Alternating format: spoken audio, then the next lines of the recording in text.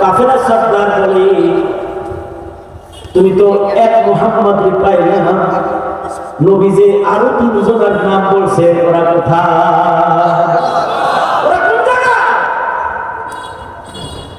মুহাম্মদ বিন নাসির বলে হাদিস দেখতেছি, চলো আমার সাথে চলো, বাজারে যাওয়া লাগবে না। আরে রাতের বেলায় সর্দারে মুহাম্মদুর রাসূলুল্লাহ সাল্লাল্লাহু আলাইহি ওয়াসাল্লাম এসে আমাকে বলেছে, আমি মিশরের বাদশা আহমদ, আমাকে নবীজি নির্দেশ করেছে তোমরা নবীর ইলমের খেদমত করবা। নবীর নির্দেশ, আমি তোমাদের খেদমত করব।